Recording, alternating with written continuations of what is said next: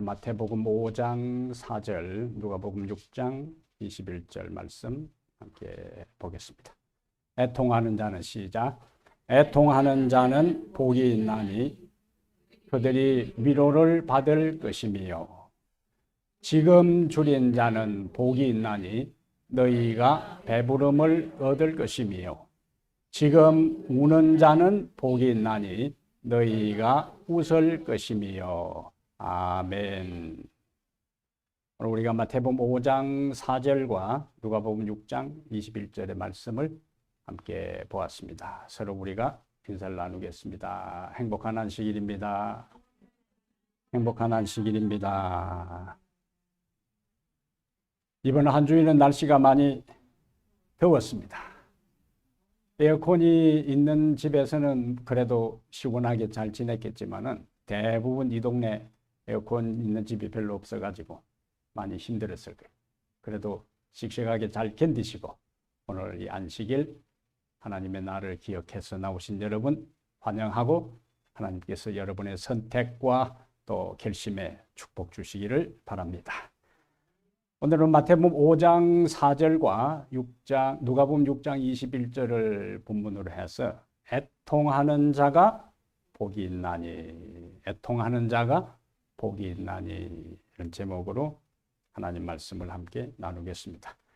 일반적으로 우리가 애통하는 자가 복이 있다 안 하고 소문만복네, 웃으면 복이 와요, 웃으면 복이 온다 하는 것이 일반적으로 사람들이 표현하는 이야기입니다. 웃으면 복이 와요.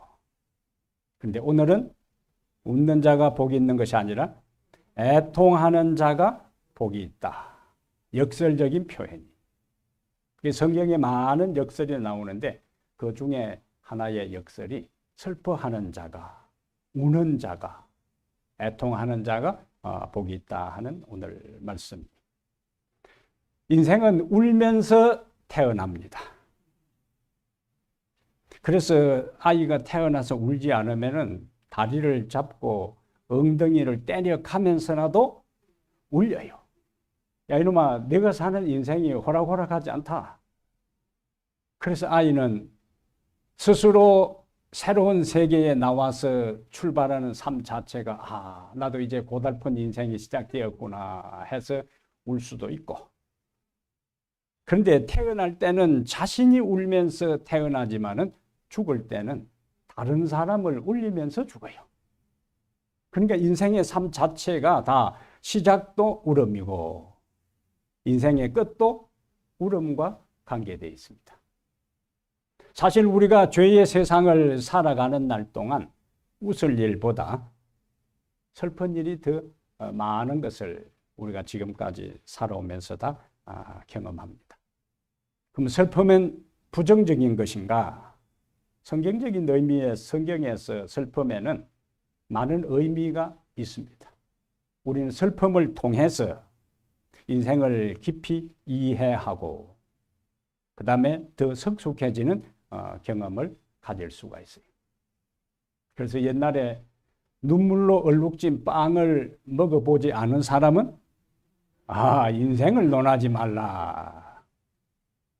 그것을 괴테의 시 가운데 나오는 구절인데, 원래 인생 자체가 눈물로 얼룩진 빵에 대한 이야기를 하는데 사람들이 그 표현 자체를 조금 더 보태서 눈물로 얼룩진 빵을 먹어보지 않는 사람은 인생을 논하지 말라. 괴테의 시에는 인생을 논하지 말라는 말은 없습니다.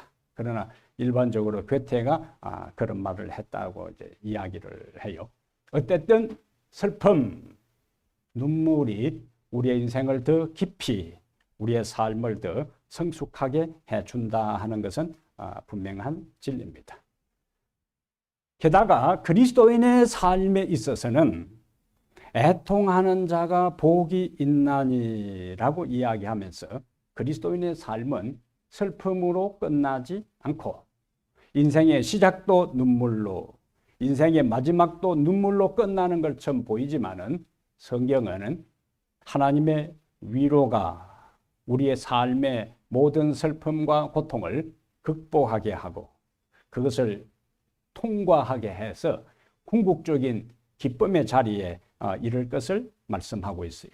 왜냐하면 누가복음 6장 21절 오늘 말씀해 보니까 뭐라고 말씀하셨는가? 지금 우는 자는 복이 있는데 너희가 장차 웃을 것이요. 지금 우는 자는 우는 것으로 끝나지 않고 장차 웃을 것이요. 그리고 애통하는 자는 복이 있는데 저희가 위로를 받을 것이며, 이 하나님의 분명한 약속이 우리에게 주어져 있습니다. 이러한 장차 내 인생이 지금은 힘들고 현재는 어렵고 고달프고 고단해도 언젠가는 하나님의 은혜에 그 모든 것을 극복하고 언젠가는 무슨 날이 온다? 웃을 날이 온다 하는 이와 같은 약속을 믿고 하루하루 살아가게 되기를 바랍니다. 오늘 본문 마태복음 5장 4절에 애통하는 자가 할 때 이 애통으로 번역되는 이 단어는 이름 어감도 그렇잖아요. 애통. 벌써 그 단어를 접하다 보면은 애통스러운 생각이 들어요. 이 애통으로 번역된 단어는 펜데오라 하는 헬라어를 이제 번역했는데, 펜데오. 이것은 일반적인 슬픔이 아니, 보통 사람들이 그냥 인생을 살아가면서 슬프다 하는 그러한 것이 아니고, 사랑하는 사람이 죽었을 때 애통입니다. 펜데오요. 그 다음에 가장 신뢰하는, 보통 관계에 있어서는 인간관계가 깨져도 큰 충격이 없는데, 사랑했던 것만큼 또 신뢰했던 것만큼 서로의 관계가 깊었던 것만큼 그 사람에게 배신당했을 때 경험하는 극도의 슬픔을 애통이라 그래요. 그래서 그 슬픔의 정도를 온 마음과 몸이 떨리고, 그 다음에 창자가 끊어질 것 같고, 이게 단장의 슬픔. 단장의 미아리. 옛날 우리나라 가요에 6.25를 배경으로 해서 노래 있잖아요. 미아리 고개, 단장의 미아리 고개. 그는 너무 슬프고 너무 고통스러워서 감당하기 벅찬 힘든 그 슬픔을 단장의 슬픔, 고통이라. 근데 또 그 슬픔이 얼마나 극심하면은 뼈를 깎는 듯하고, 그 다음에 더 나아가 가슴을 찌른 듯한 이 슬픔을 여기 마태복음 5장 4절에 애통하는 자 할 때 그 애통이라는 단어가 함축하고 있는 의미가 됩니다. 보통 슬픔이 아니에요. 이것은 우리가 창세기 37장 34절에 야곱의 가장 12아들 중에서 가장 사랑했던 아들 누구? 요셉이 형의 심부름, 아버지의 심부름을 받다가 나중에 형들이 와서 당신의 아들이 짐승에게 잡아먹힌 것 같습니다. 그래서 채색 옷에 피를 묻혀서 아버지에게 보여줄 때, 이때에 늙은 아버지 야곱이 옷을 찢고 허리에 굵은 배를 두르고 땅을 치고 식음을 전폐하고 통곡하는 이것을 뭐라고 할 수 있다? 애통이라 할 수 있는. 그런데 그러한 애통을 오늘 본문에서 애통하는 자가 복이 있다. 그렇다면 무엇을 애통해야 하는가? 그리고 그렇게 애통하는 자에게 하나님께서 주시는 복이 무엇인가 하는 것을 오늘 몇 가지 살펴보겠습니다. 무엇에 대해서 애통해야 하는가? 첫 번째, 자신의 죄에 대해 애통하라. 무엇에 애통하라고요? 자신의 죄에 대해 애통하라. 여러분 가만히 이 시간 정직하게 자신을 한번 생각해 보세요. 내가 예수를 믿고 신앙생활을 하면서 지금까지 살아오면서 내가 내 자신의 죄에 대해서 앞에서 말한 이러한 의미를 함유하고 있는 애통, 그러한 애통의 경험을 한 경험이 있는가? 어떤 대답이 떠올라요? 그 다음에 회개의 뜨거운 눈물을 흘려본 적이 있는가? 그 다음에 가슴을 치면서 통곡해 본 적이 있는가? 오늘날에는 교회 안에 이와 같은 애통이 많이 사라졌기 때문에 이와 같은 애통을 찾아보기가 쉽지 않습니다. 근데 기독교 신앙의 출발은 애통으로부터 시작해요. 인생의 시작이 무엇으로? 울음으로, 눈물로 시작하는 것처럼 기독교의 새로운 인생의 첫 출발도 눈물로, 울음으로 시작하고 그리스도인의 삶의 제2의 인생, 중생, 거듭난 인생의 출발도 무엇으로 시작하는가? 눈물로 시작해요. 하나님 안에서 자신의 인생을 살피면서 죄된 자신의 죄의 모습을 회개하고 통곡하면서 두 번째 인생이 시작됩니다. 그러면서 한 번 눈물 흘리고 한 번 통곡하고 한 번 애통했대 해서 그냥 그 다음에는 기쁘고 좋은 날 하고 즐겁게 사세 이렇게 인생을 사는 것이 아니라 예수 그리스도와의 관계가 깊어질수록 그리스도께로 더 가까이 다가갈수록 믿음의 우리의 성장의 경험에 더 이를수록 우리는 우리의 허물이 더 드러나게 되고 우리의 추악한 감추어졌던 죄들이 더 밝혀지게 돼 있어요. 그것도 역설적인 거예요. 자신의 죄에 대해 애통하라. 자신의 허물이 드러나고 자신의 한계가 드러나고 자신의 죄가 드러나고 자신의 감추어진 추악한 점들이 드러나게 될 때에 어쩔 수 없이 내가 의도적으로 우는 것이 아니라 걷잡을 수 없는 그 눈물이 폭포수처럼 쏟아지게 돼 있어요. 성장하고 성숙하고 발전하고 진보할수록 그러한 경험의 경지에 더 이르게 되는데 우리가 바울의 삶을 보면은 그와 같은 것들을 발견할 수가 있습니다. 기독교 2000년 역사에서 가장 위대한 탁월한 영적 거성, 거인이 있다면은 누구나 할 것 없이 바울이라 그렇게 대답을 합니다.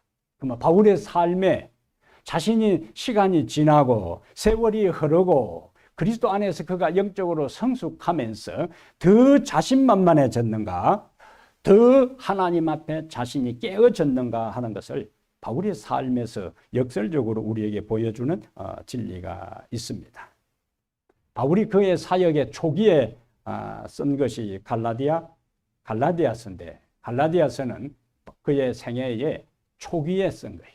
사역 초기입니다. 갈라디아 1장 1절에 자 읽어보겠어요? 사람들에게 난 것도 아니요 사람으로 말미암은 것도 아니요 읽으시라니까. 오직 예수 그리스도와 및 죽은 자 가운데서 그리스도를 살리신 하나님 아버지로 말미암아 사도된 바울은 처음에 자신을 소개할 때에 나는 하나님과 그리스도를 통해서 뭐가 되었다고? 사도가 되었다고. 그래서 바울이 사도직을 거부하는 갈라디아 교인들에게 자신의 사도직이 자기 스스로에 의해 된 것이 아니고 하나님과 그리스도에 의해서 자신이 사도가 된 것을 여기 강하게 당당하게 주장을 해요. 어느 단계에서? 그의 사역의 초기 단계에서. 자, 그 다음에 그의 사역의 중기 단계 달라집니다. 자, 고린도전서 15장 9절에는 그의 사역의 중기 단계에서 이렇게 그가 고백해요. 나는 사도 중에, 자 읽습니다. 나는 사도 중에 지극히 작은 자라. 내가 하나님의 교회를 핍박하였으므로 사도라 칭함을 받기에 감당치 못할 자로다. 또 달라지다. 아직까지는 자신을 뭐라고 이야기해요? 자기 자신을 아직까지는 뭐라고 주장하는데 사도라 주장하지만은 사도 중에서 뭐라고? 지극히 작은 사도. 그리고 사도라 칭함을 받기에 감당하기에 부담이 된다 하는 것을 그가 그의 신앙 성장, 그의 사역의 중기에 고백을 하게 됩니다. 그 다음에 그의 사역의 말기에는 에베소 3장 8절 사역 말기에 모든 성도 중에 지극히 작은 자보다 더 작은 나에게 이 은혜를 주신 것은 청량할 수 없는 그리스도의 풍성을 이방인에게 전하게 하시고, 이제는 뭐가 없어졌어요?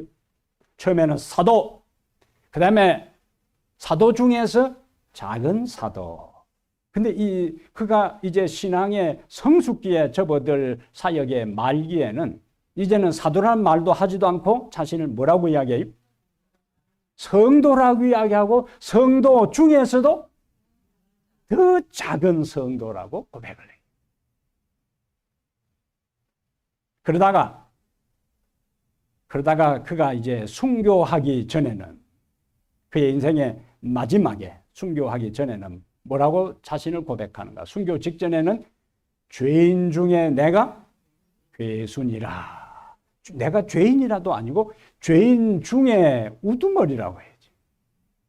이것이 바울이 처음에 고백한 것이 아니라 그가 인격적으로 신앙적으로 모든 면에 최고의 성숙한 단계에 이르렀을 때의 바울의 고백은 내가 죄인 중에 내가 괴수다. 가장 위대한 사도였어. 그 다음에 작은 사도로, 그 다음에 성도 중에 가장 작은 성도로, 그 다음에 죄인 중에 괴수의 단계로 그가 내려오게 돼. 그가 그리스도를 사도, 지극히 작은 사도, 지극히 작은 성도, 죄인 중에 괴수. 저것이 거꾸로가 아니라 인생의 그의 말년에 가면서 그와 같은 고백을 하게 됩니다. 이것은 그리스도를 많이 알면 알수록, 그리스도의 관계가 깊어지면 깊어질수록, 그가 영적으로 성장하면 성장할수록 하나님 보시기에는 그가 성장하는데 스스로 보기에는 부족함을 한없이 느끼는 상태가 바로 바울의 삶을 통해서 우리가 볼 수 있는 내용입니다. 그래서 의도적으로 편은 익을수록 고개를 숙인다고 자신이 의도적으로 내가 겸손해야지, 그 차원이 아니에요. 그의 삶을 통해서 진솔한 고백입니다. 그럼 이와 같은 경험이 어떤 과정을 통해서 나타나는가? 이 생애의 빛 65페이지, 66페이지에 우리가 예수님께 가까이 가면 갈수록 뭐라고 했어요? 우리 자신의 생애에서 더 많은 결점을 보게 될 것이다. 우리가 죄 많은 우리 자신들을 완전하신 구주와 비교할 때, 다른 사람을 비교하는 게 아니에요. 지난 시간에 우리가 바리새인하고 세리하고 내용을 볼 때 바리새인은 자신을 누구하고 비교했어요? 예수님하고 비교했어요? 자기 동료들하고 비교했어요? 하나님, 나는 저 세리와도 같지 아니함을 감사하나이다. 최소한 자기는 누구보다 낫다. 세리보다 낫다고. 그런데 믿음 안에서 영적으로 성숙하는 그리스도인들은 다른 사람과 비교하는 것이 아니고 완전하신 구주와 비교할 때 우리는 더욱 분명히 보게 될 것이다. 뭘 보는가? 자신의 결점, 자신의 허물, 자신의 부족함, 자신의 한계, 자신의 죄들을 누구와 비교할 때? 그리스도와 비교할 때.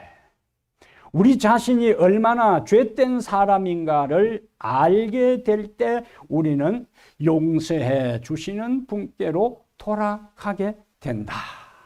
내가 한계를 느낄 때에 한계가 없는 무한하신 하나님을 찾게 되고, 내가 죄됨을 알게 될 때 의로우시고 죄를 용서해 주실 수 있는 분을 찾게 되고, 내가 허물과 죄악 투성인 것을 알게 될 때에 나를 거룩하게 하실 하나님을 찾게 되어 있습니다. 그러면 안 찾는다는 것은 뭘 의미하는가? 내가 하나님을 찾고 내가 하나님을 목말라 간구하는 경험이 없다는 것은 역설적으로 내가 이만하면은 괜찮다.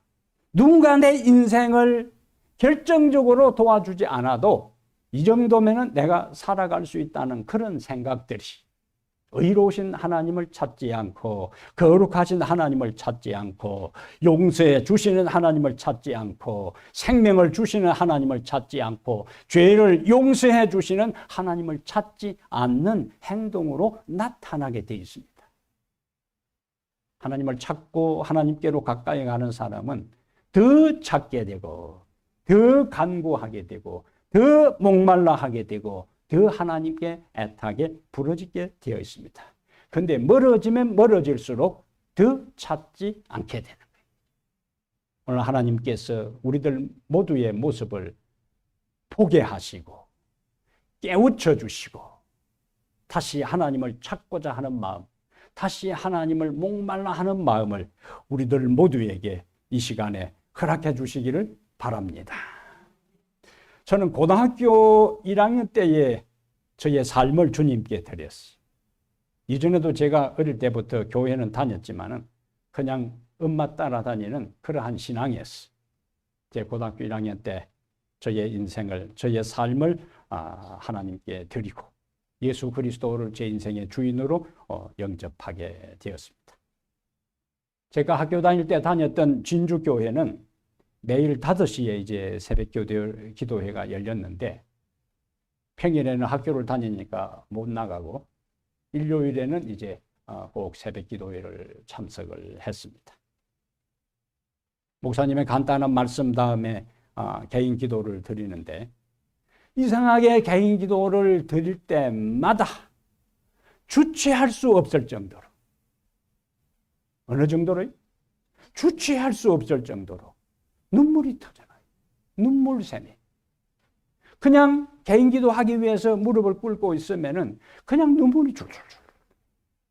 그냥 하나님의 은혜와 그 십자가의 사랑이 가슴에서 이 벅차 올라서 기도를 계속 진행하지도 못하고 그냥 어떤 때는 아침내 울다가 그냥 일어서는 경우들이 종종 있었습니다.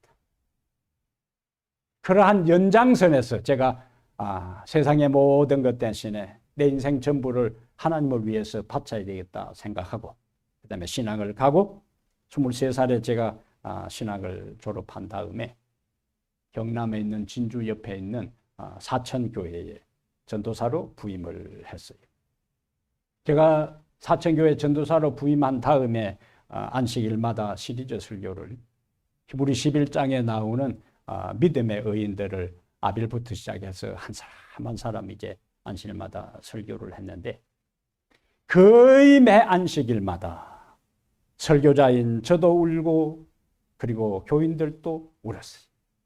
믿음의 의인들의 그 모든 희생을 생각하면서 울고 그러한 믿음의 의인들만큼 살지 못하는 자신의 믿음의 부족을 생각하고 죄책감에서 울고 그래서 어떤 때는 목사가 울지 않고 신자들도 많이 울지 않을 때는 한 여집사님은 오늘 내가 수건을 큰 걸 가지고 왔는데 오늘은 전체가 안 오니까 나도 눈물이 잘 안 난다고 이야기하죠. 아예 손수건을 준비를 해서 울 준비하고 이제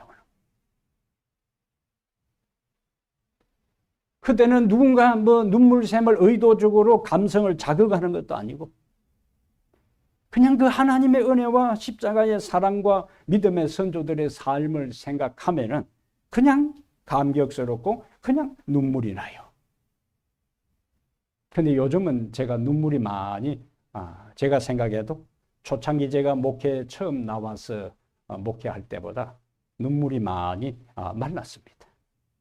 인생살이에 시달려서도 눈물이 말랐고 목회하면서 이런저런 상처와 아픔을 경험해서 또 눈물이 말랐고 그래서 제가 이 설교를 준비하면서 바울은 세월이 가면 갈수록 믿음의 성숙을 경험하면 할수록 더 하나님 안에서 더 감격하고 더 자신의 부족을 느꼈는데 왜 목회의 연륜이 더해가면 더해갈수록 더 십자가의 사랑과 하나님의 은혜에 감동이 되어서 주체할 수 없을 정도로 눈물이 더 많아야 되는데 왜 그럴까?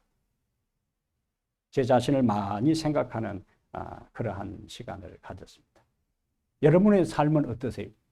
여러분이 처음에 예수를 믿고 난 다음에 신앙생활을 하고 십자가의 예수, 나를 구원하신 예수, 다시 내 인생에 힘들고 고단하고 고달픈 삶의 과정에서 함께 하시고 오늘 여기까지 인도하신 하나님의 은혜를 생각하면서 이전에 울었던, 감격하고 감동받고 감사했던 그 눈물이 요즘도 흐르는지, 아니면 눈물샘이 이 이상기후처럼 내 인생에도 이상기후가 일어나가지고 그 눈물샘이 말라버렸는지 한번 생각을 해보세요. 그리스도인의 삶은 인생의 출발이 눈물로 시작하는 것처럼 그리스도인의 삶도 눈물로 시작했고, 어떤 때는 죄의 통해의 눈물과 자신의 죄책감에서 울고, 어떤 때는 십자가의 사랑과 하나님의 은혜 때문에 울고 감사해서 하는 그런 것들이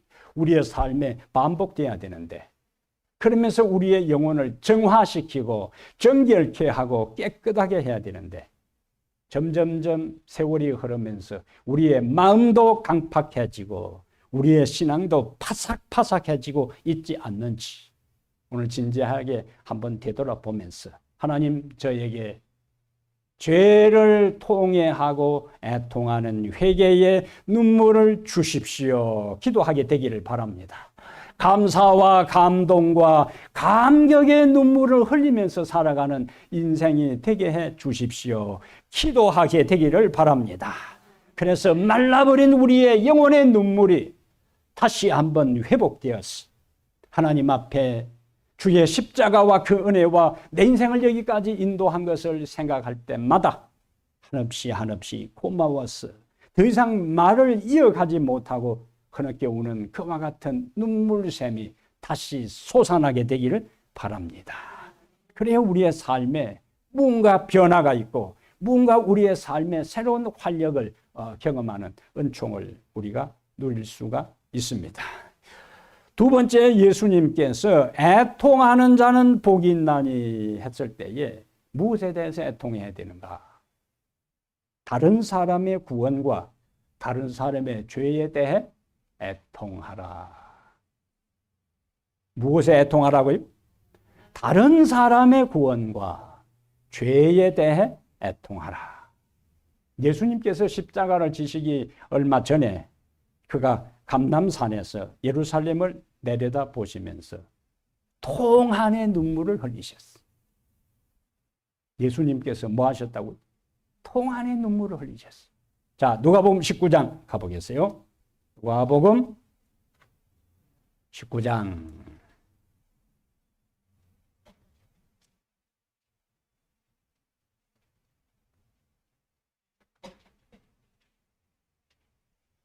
누가복음 19장 41절에 찾으셨어요? 가까이 오사 성을 보시고 우시며 이르시되, 그 다음에 그 말씀을 한번 보세요. 너도 오늘 평화에 관한 일을 알았더라면 좋을 뻔하였거니와 지금 내 눈에 숨겨졌도다. 날이 이를지라 네 원수들이 토둔을 쌓고 너를 둘러 사면으로 가두고 또 너와 및 그 가운데 있는 네 자식들을 땅에 메어치며 돌 하나도 돌 위에 남기지 아니하리니 이는 네가 보살핌 받는 날을 알지 못함을 이남이니라 하시니라. 이때에 이 장면을 시대소망 575페이지에는 예수의 눈에는 눈물이 가득하였고 그분의 떨리는 입술에서 울음이 터져 나왔다. 억제할 수 없는 고민의 눈물이요 신음이었다.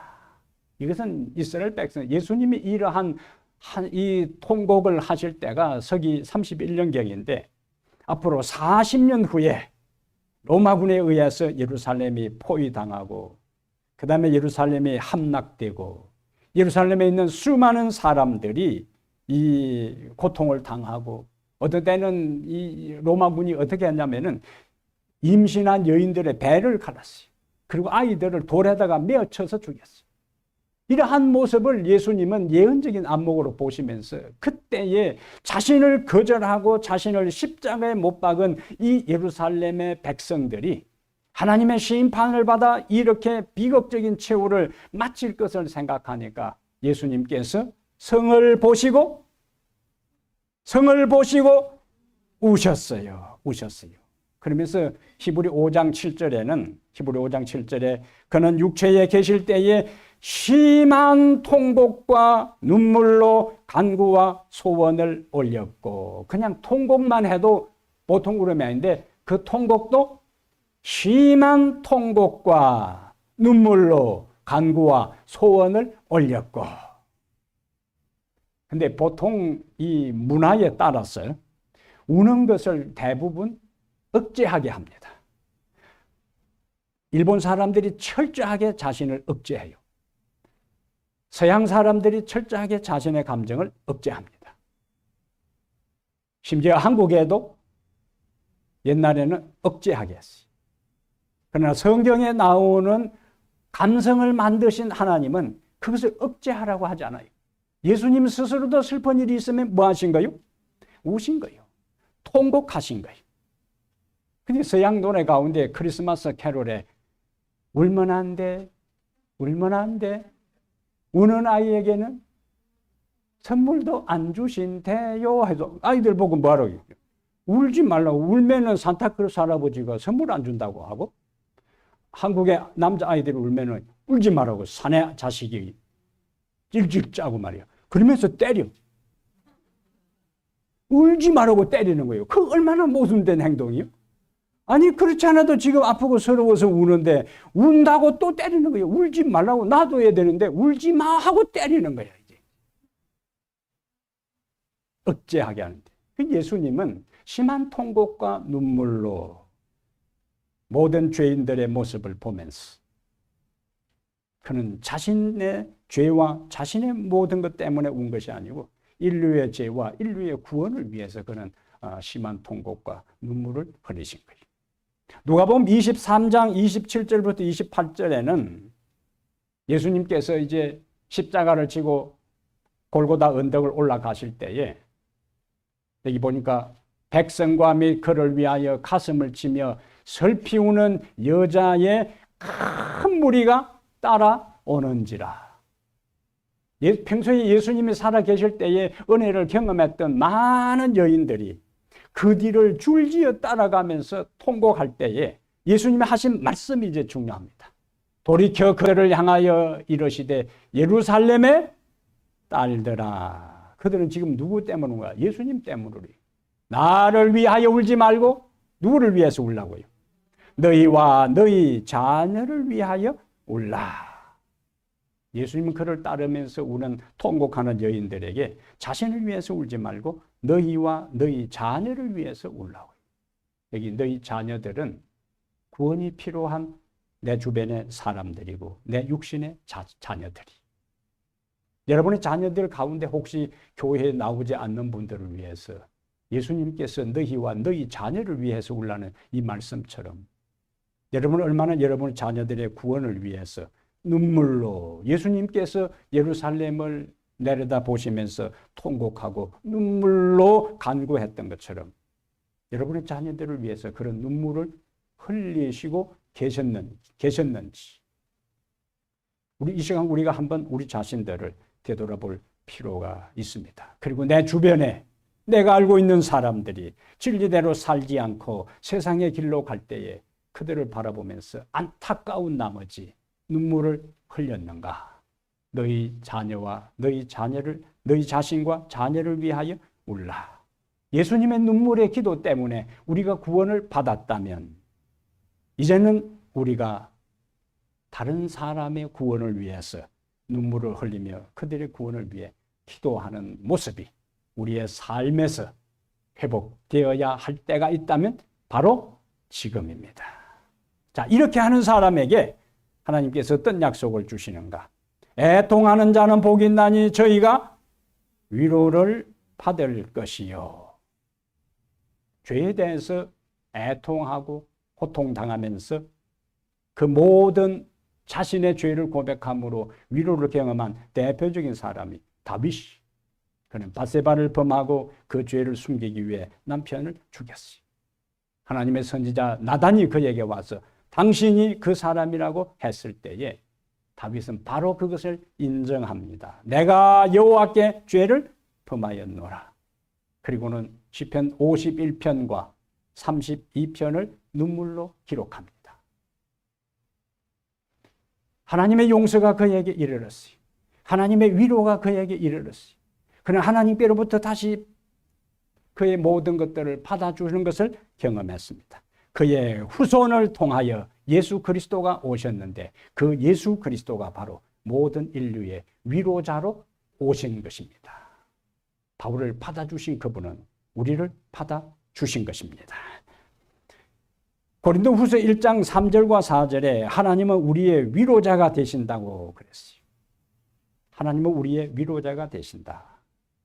예수님은 위로자로 이 세상에 오셨다가 하늘로 올라가시면서 요한복음 14장 16절에 내가 아버지께 구하겠으니 그가 또 다른 보혜사를 너희에게 주사 영원토록 너희와 함께 있게 하리니. 누구를 보내신다고요? 보혜사. 여기 보혜사, 일반적으로 우리가 잘 사용하지 않는 말인데 보혜사라는 말 속에 여러 가지 의미가 있는데 보혜사, 위로자, 돕는 자, 중보자, 격려자, 중개자, 이 모든 것을 다 포함하고 있는 단어가 보혜사인데 그 중에 오늘 말씀과 관계해서 보혜사 무엇인가? 누구인가? 위로자, 위로자. 하나님의 성령은 우리에게 어떤 분으로 오시는가? 위로자로 오시는 거예요.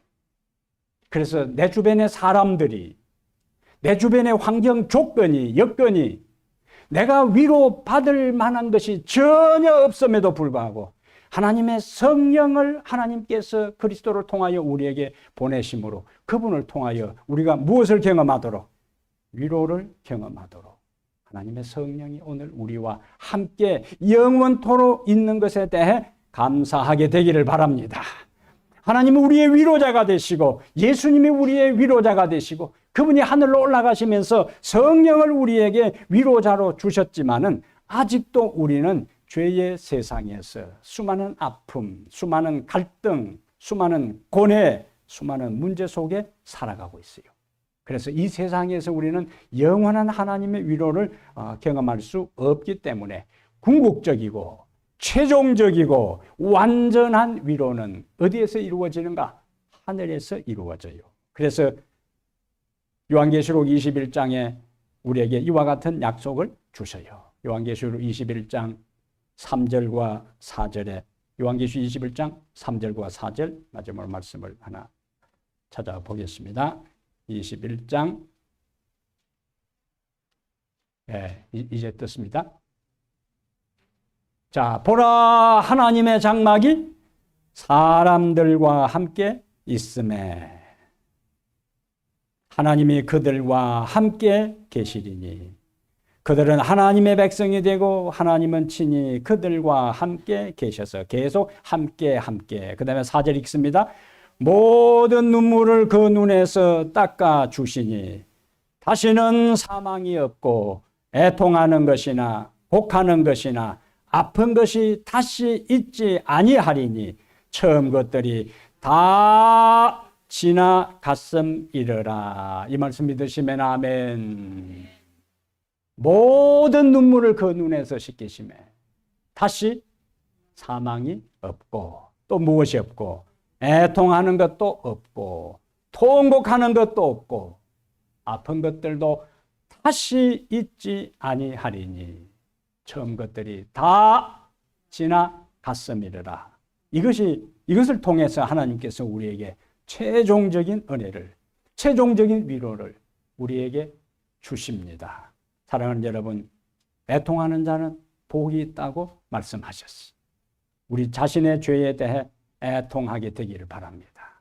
그리고 나아가 다른 사람의 죄와 다른 사람의 구원에 대해 애통하게 되기를 바랍니다. 그러면 주님은 우리의 눈물을 보시고 우리의 통곡의 기도 소리를 들으시고 죄의 용서와 이길 수 있는 능력을 주실 것입니다.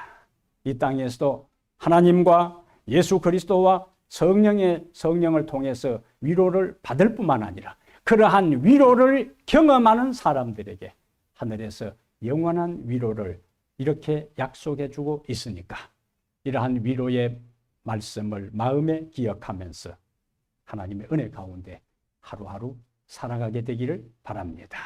그리고 그 은혜를 통하여 하나님께 영광 돌리며 감격의 눈물과 감사의 눈물과 감동의 눈물을 흘리면서 주께 영광 돌리는 매일매일의 삶이 되기를 주의 이름으로 축복합니다. 모든 위로의 하나님, 용서의 하나님, 구원의 하나님이시여, 오늘 우리가 참으로 겸비하고 겸손한 마음으로 주님 앞에 머리를 숙였습니다. 그동안 주께서 우리를 구원하기 위해서 이 세상에 오셔서 우리의 구원과 우리의 죄 때문에 통곡하고 심한 통곡과 눈물과 간구와 기도를 드림으로 우리가 구원을 받은 이 사실을 너무나 예사로 생각하고 살아왔습니다.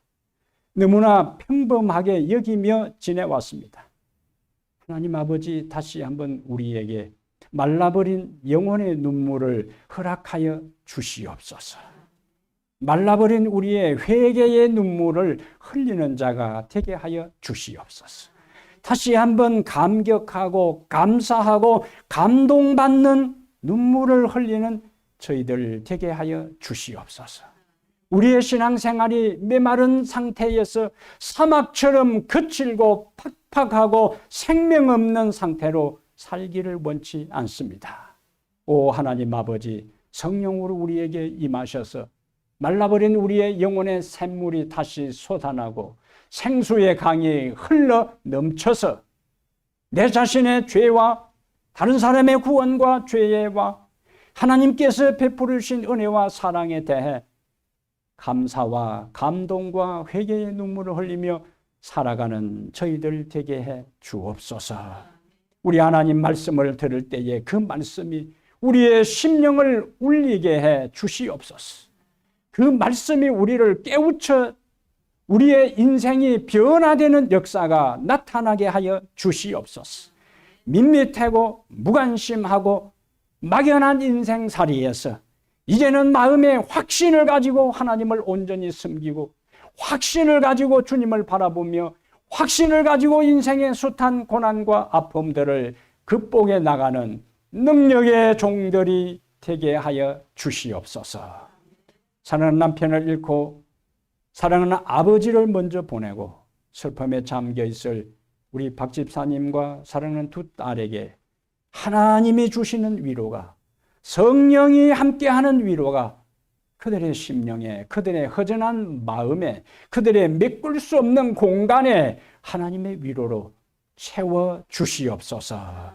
이제 하나님 세상을 향하여 나갑니다. 한 주 동안 우리는 어떤 일을 경험할지, 무슨 일을 당할지 우리는 모릅니다. 그러나 어떤 경우에도 우리와 함께 하시는 하나님의 은혜를 의지해서 그 모든 것을 넉넉히 이기고 다음 안식을 이곳에 나와 살아계신 하나님 앞에 감사와 감격의 눈물을 흘리며 예배 드리게 해 주옵소서. 우리 주 예수님 이름으로 간절히 기도하옵나이다. 아멘.